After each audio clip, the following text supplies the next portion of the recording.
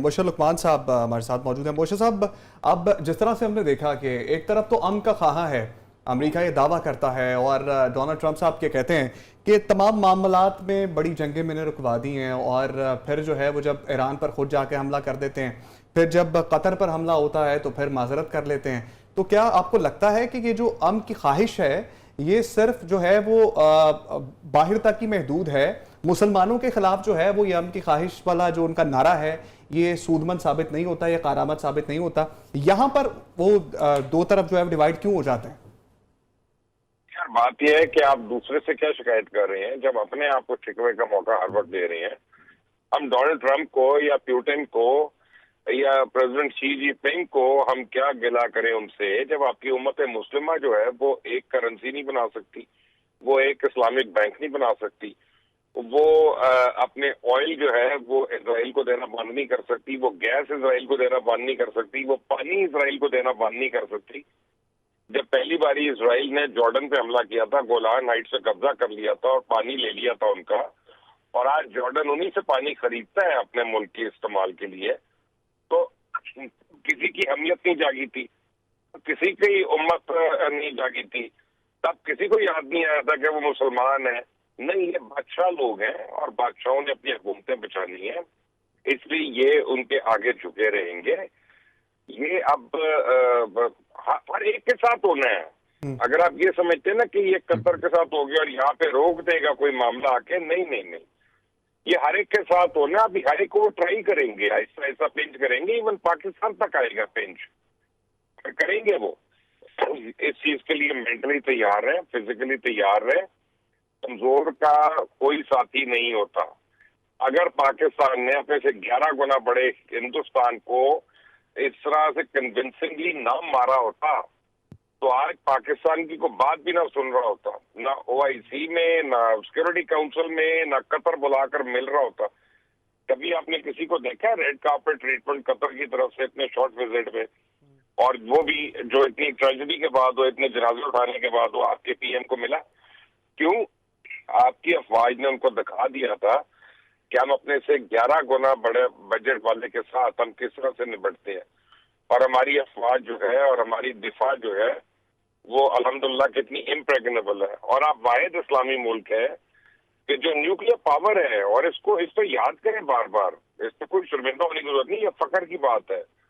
पूछे ब्रिगेडियर आरिफ से, जब मैं उस वक्त भी आपको कह रहा था कि इसराइल ने तो जब ज़ियाउल हक के टाइम पे भी कोशिश की थी न्यूक्लियर रिएक्टर पे अटैक करने की काउंटा में, तो हमने तो उस वक्त भी उसको डुला दिया था।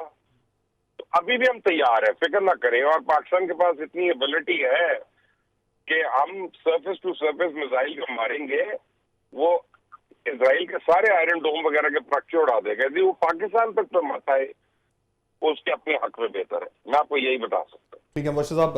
और ब्रिगेडियर साहब, जिस तरह मुबशर साहब ने कहा कि पहले भी एक बार कोशिश हो चुकी है और पाकिस्तान ये सलाहियत रखता है कि अपने रिजर्व्स का जो है वो हिफाजत कर सके, तो मुस्तकबिल में आपको लगता है कि हमारी तरफ भी चिंगारी आएगी इजराइल की जानिब से? देखें, बिल्कुल 2-3 दफ़ा हो चुका है और पाकिस्तान ने बता भी दिया कि how we were well defending, और हमने किस तरीके से अपने स्प्रेड आउट किए हैं स्ट्रेटेजिक एसेट्स को, और कमांड एंड कंट्रोल हमारा कितना मॉडर्न तरीका है। और फिर सेकंड ये कि हमारी मिसाइल टेक्नोलॉजी दुनिया में लेटेस्ट तरीन है, और कमांड एंड कंट्रोल को ये इंटरनेशनल एटॉमिक कमीशन और अमेरिकन इसको एक्नॉलेज करते हैं। कभी आपने हमारे तो यूरेनियम को लीक होते हुए नहीं देखा। इंडिया में कितनी दफा पकड़ा गया चोरी होता होगा। ये फर्क है हमारे। ब्रह्मोस मिसाइल नहीं 3-4 साल पहले इन्होंने गलती से फायर कर दिया था, गिरा था, फटा नहीं था। तो ये हमारे तो सिस्टम बहुत स्ट्रांग है, और हमारी strategic asset basically they're all India specific. हमारे जितने न्यूक्लियर एसिड न्यूक्लियर डिटरेंस है वो हमारा इंडिया के साथ है। लेकिन अगर किसी तरफ से भी हमें कोई भी थ्रेट आता है तो then we can react very violently. Pakistan की सलामती बका के लिए हमारी मुसल्लह फौज ऑलवेज रेडी, और इस पर कोई कॉम्प्रोमाइज नहीं। बात कर रहे हैं सैलाब की तबाहकारियों की, तो पंजाब में हालिया सैलाब से 4.3% ज़रई रकबा मुतासर हुआ है, जबकि 13 लाख एकड़ ज़मीन ज़ेर आब आ गई है, और पंजाब में सैलाब के बाइस मुख्तलिफ आज़ाद में अमवात 100 से तजावुज़ कर गई हैं। आज़म चौधरी साहब, अब जनूबी पंजाब की जानिब रवा दवा है, यहाँ से सिंध का रुख करेगा सैलाब, और गुज़श्ता दिनों आप موجود تھے قصور میں غالباً، اور وہاں پر آپ نے دیکھا کس طرح سے کام چل رہا تھا سیلاب کے حوالے سے. مطمئن ہیں جو اقدامات کیے جا رہے ہیں پنجاب گورنمنٹ کی جانب سے اور انتظامیہ کی جانب سے، جو پرائیویٹ ادارے کام کر رہے ہیں، کس طرح سے کام ہو رہا ہے سیلاب کے حوالے سے وہاں پر؟ اچھا عمر، یہ پہلے تو آپ نے جو 4.3% کا ہے نا رقبہ متاثر ہوا ہے، یہ گورنمنٹ کے جو اپنی فگرز ہیں اس کے مطابق تقریباً 23 لاکھ ایکڑ ہمارا جو زرعی رقبہ ہے وہ متاثر ہوا ہے. جو کسان اتحاد ہے وہ کلیم کر رہا ہے کہ 35 لاکھ ایکڑ رقبہ جو ہے وہ سیلاب سے متاثر ہوا ہے.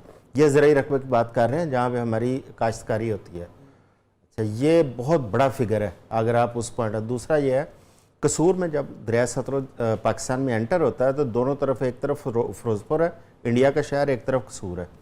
اب دریائے ستلج پہلے زگ زیگ کی صورت میں آتا ہے، وہاں سے کبھی فیروزپور میں چلا جاتا ہے، کبھی وہ قصور ڈسٹرکٹ میں آ جاتا ہے. وہاں پہ سیلاب کی جو تباہ کاری ہیں، آپ یقین کریں کہ آپ وہاں کھڑے ہو کے اس کو 10 منٹ نہیں آپ دیکھ سکتے جتنی لوگوں کی بدحالی ہے. کیونکہ پورے جو گھر تھے وہ نظر ہی نہیں آ رہے تھے پانی کے اندر، اور اب ایسا ایسا پانی نیچے آ رہا ہے. اور ان لوگوں کا دار و مدار یا ایگریکلچر پہ تھا یا ان کا جانوروں پہ تھا، جو ڈیری فارمنگ پہ یا فیٹنگ کے اوپر. ان کے جانور بھی بہہ گئے ہیں، ان کی زمینیں بھی تباہ ہو گئی ہیں، اور وہ بالکل اس وقت بے آسرا، بے یار و مددگار وہ سڑکوں کے اوپر بیٹھے ہیں. جہاں پہ کوئی اونچی جگہ وہاں بیٹھے ہیں. نہ وہاں پہ آپ کو کوئی حکومتی مشینری نظر آ رہی ہے، نہ وہاں پہ آپ کو ضلعی انتظامیہ یا پولیس وہاں پہ نظر آتی ہے جو ان کی سپورٹ کرتی ہو. جو لوگ اپنی مدد آپ کے تحت ان کو کوئی یا راشن پہنچاتے تھے، ان لوگوں کو شروع سٹارٹ میں اتنا خوفزدہ کر دیا گیا کہ آپ چیف منسٹر صاحبہ کی تصویر کے بغیر کوئی چیز ان کو نہیں دیں گے. لیکن اب آ کے جو فلائی تنظیمیں ہیں وہ وہاں تک پہنچنا شروع ہوئی ہیں ایسا ایسا. اب آپ دیکھیں یہ پانی آگے جا رہا ہے. آپ کے قصور کے بعد یہ بہاول نگر کی طرف گیا ہے، بہاولپور ضلع اور اس کے بعد رحیم یار خان ضلع صادق آباد تک شدید متاثر ہیں. سوسن علی پور جہاں پہ ایک ایمرجنسی کی صورتحال ہے اور نافذ بھی کیا ہے حکومت نے. اور جو سب سے بڑا المیہ جو آج چیزیں سامنے آ رہی ہیں سوشل میڈیا کے اوپر، کہ جو وہاں کے جو مقامی کشتیوں والے ہیں جس طریقے سے وہ وہاں کے متاثرین کو ٹریٹ کر رہے ہیں، ان سے لاکھوں روپیہ یا ہزاروں روپیہ صرف نقل مکانی کے لیے ان سے مانگا جا رہا ہے، اور وہاں پہ آپ کو حکومتی ریٹ نظر نہیں آ رہی. آپ کے ریسکیو کے جو اہلکار ہیں وہ صرف ان علاقوں میں آپریٹ کر رہے ہیں جہاں پہ بالکل کناروں کے ساتھ ساتھ جو آبادیاں تھیں. جو تھوڑا سا وہ نشیبی علاقوں میں آبادیاں، وہاں پہ کوئی ریسکیو کے اہلکار نہیں جا رہے. وہاں پہ جو پرائیویٹ فلائی تنظیمیں ہیں ان کے لوگ پہنچ رہے ہیں اور وہ کوشش کر رہے ہیں، لیکن وہ اتنی بڑی تعداد میں وہ لوگ ہیں کہ ان کو وہ فلائی تنظیموں کے بس میں نہیں ہے کہ ان کو ایویکویٹ کر لیا جائے. تو اس میں حکومتی سپورٹ کی ضرورت ہے. ادروائز وہ جو مقامی کشتیوں والے ہیں جنہوں نے ہزاروں روپے یا لاکھوں روپے ان سے ڈیمانڈ کر رکھی ہے، وہ تو بدحال لوگ ہیں، وہ بیچارے تو دے ہی نہیں سکتے.